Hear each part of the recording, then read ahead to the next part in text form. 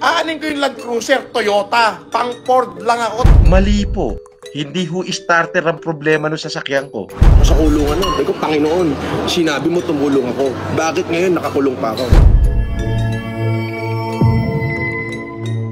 Hi everyone! Dahil sa pagkawala ng social media ni Norman Inidoro ay nagtataka ang mga netizen kung bakit nawawala na ang pagiging trilyonaryo ni Norman Inidoro. Sa video na ito ay panoorin natin ang napakahangin na sagot ni Norman Inidoro. Panoorin natin ang video na ito. Nagkumpisa ang video kung saan ay tila ayaw mag-start at kakarag-karag ang sasakyan ni Norman Inidoro. Boss, FLM concern lang ako. Wala ka bang balak palitan na expedition mo? Medyo mainit na siya sa mata at lagi pinipicture. Okay lang yan, legend yan. Hindi siya yung pinakasikat na sasakyan ngayon. Di ba? Ano ka ba? Di ba? Pinakasikat siya na sasakyan ngayon. Siya yung pinakasikat na sasakyan. Legend, ika nga. At legendary naman talaga yan.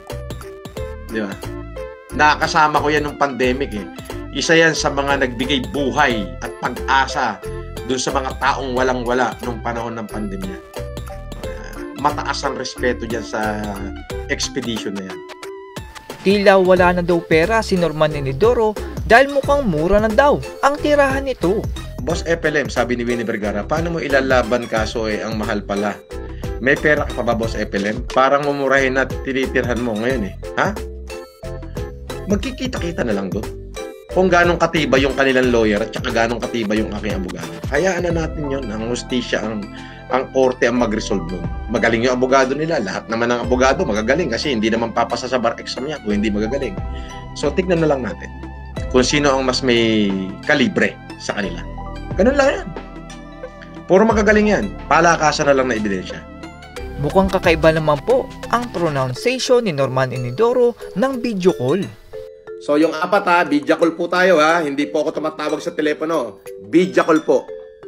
Unbeatable Vlog, shout out.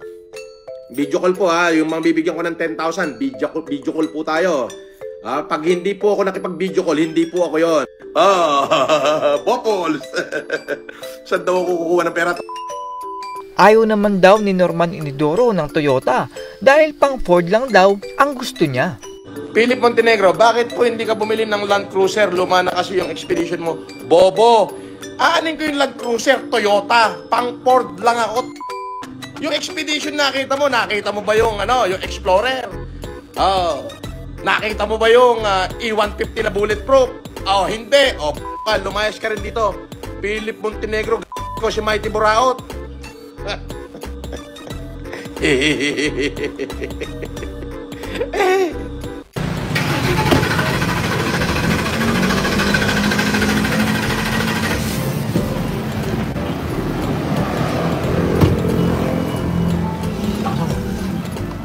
Putang bulok na yung sasakyan ni Aling ni Mr. Pogi.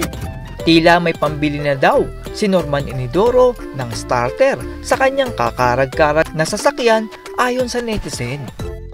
Mauna sa Hoyo, sama-sama kami ni MG, mas matagal lang yung sayo. Di sayang to kasi pangbili ng bago starter ng karo mo. Bago starter na din. Sinagot naman ito ni Norman Inidoro at fuel filter daw ang sira ng kanyang sasakyan at bayani daw ito ng pandemic. Ay, mali po. Hindi ho starter ang problema ng sasakyan ko. Barado lang ho yung fuel filter. Yung gasoline filter, which is papalitan na ho mamaya, umaga. Starter bago ho. Nirenovate ho kasi yun eh. Mas malaki yung gastos ko kaysa bumili ng bago. Hindi ko maitapon kasi malaking serbisyo ang ginawa nito. Kasi ito ho ay naging bayani din to sa sasakyan na to, pare. Ng pandemic. Mabubuhay naman daw si Norman Inidoro kahit walang palipad. Talaga ba, Norman Inidoro? Mabubuhay ako, galing kay Lord. Ay baka ginamit ka ng aring instrument ni Lord. Sabi niya, bigyan mo ng palipad si Francis. Ang galing. Palakpakan yan. Thank you. Bulletproof naman daw ang sasakyan ni Norman Inidoro pero mukhang malala ang sira nito. Ang bulletproof mo ba yung Ford, boss? Yes. Dalawang Ford, naka-bulletproof parehas. Yung Expedition, ano lang yon, bullet na tint. Yung tint na bulletproof. Pero ano yon, pag mahaba, at pagkasunod yung bala, may pag-asang tumagos. Pero kung mga 45 lang. Yeah. Pero yung kulay itim, Sida Hawk, yun, piercing 6 yun. Kumbaga, level 6 yun. May bumper pa yun. Ang bulletproof mo ba yung Ford, boss? Yes. Dalawang Ford, naka-bulletproof parehas. Yung Expedition, ano lang yon, bullet na tint. Yung tint na bulletproof. Pero ano yon, pag mahaba. Magiging mabuting tao naman daw si Norman Inidoro at ipagpapatuloy daw ito. Pero totoo bang naging mabuting tao si Norman Inidoro? Salamat sa pag-idolo po sa akin. Huwag po kayong mag-alala. Tayo po ay pananatilihin nating maging mabuting tao, hindi lamang sa ating sarili, kundi hindi lamang sa mata ng tao, pati sa mata ng Diyos. Opo. Yung pong ginagawa natin ngayon, itong mga nakaraang panahon, tayo lamang po ay gumaganti sa pangwawalang ya, pambabastos sa atin, na isang grupo ito ay grupo ng mga sindikato. Grupo po, Genius Group po ito eh. At saka kasama na ho dyan si Makagatas. Corroborated ho sila eh. Opo, sama-sama ho yan. At syempre, pati yung sasakyan na umikot sa akin, yung may-ari ng sasakyan na ho, dinamay na ho natin sa kaso yan. Kasi nga ho, pagbabanta ho sa buhay ko yan. Finally ho, naisampa na ho natin. Ito na po yata ang pinakamatinding pagbagsak ni Norman Inidoro dahil tila gusto na niyang makipag-ayos kay Boss MG at Food Genius. Alam niyo sir, ang natitira sa akin, halos wala na. Yung prinsipyo at paninindigan na lang medyo natitirang konti. I wish to keep that intact. But open ho ako. Open ako. Hindi ho ako nagsasarado ng pintuan.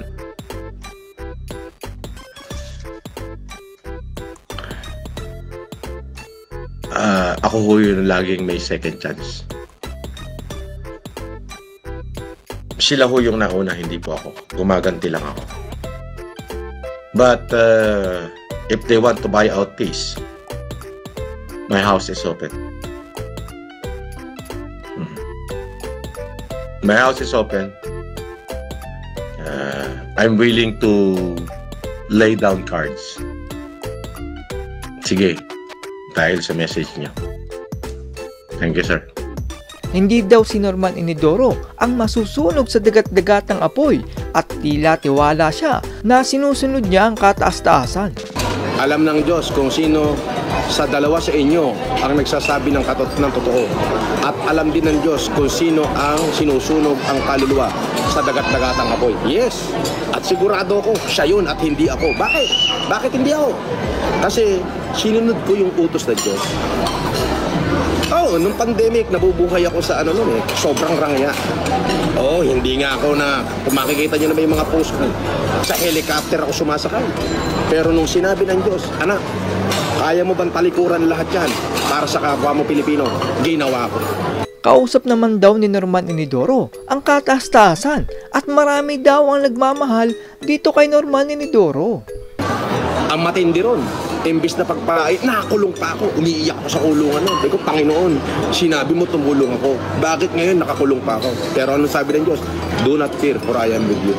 Nilinis niya yung paligid ko. Matitinong tao ang iniwan niya sa akin. Mga taong nagmamahal sa akin. Kung ano man yung paniniwala mo sa akin, kung sa tingin mo masama ako, hindi ko yan, opinion mo yan. Wala, pagpalain ka pa ng Diyos. Now, nagpapasalamat ako dahil kahit pa paano, ayan, nagpalipad ka ng $7. Salamat. Salamat, maraming salamat. Mabuhay ka. Pagpatuloy mo yan, pagpatuloy mo yan, pagpatuloy mo yan. Baka sakaling dagdagan mo yung palipad mo, di kumita pa ako. Maraming salamat sa'yo. Pupusuan ko yan. At yan po ang pabago-bagong pagkatao ni Norman Inidoro kung saan ay mukhang papunta na siya sa kulungan. Mukhang yari dito si Norman Inidoro dahil sa dami ng taong nagrereklamo sa kanya. Tulad na lang ng kalabasa na hindi nabayaran, mga mura kay Boss MG at pati ang pamilya ni Boss MG ay dinamay ni Norman Inidoro at kung ano-ano pa. Bagamat aaminin ko na nakakatawa si Norman Inidoro ay paniguradong mahihirapan siya sa dami ng kanyang kaso. That's all everyone. Salamat sa inyong panonood. This is Jack and you're watching Biker Drone.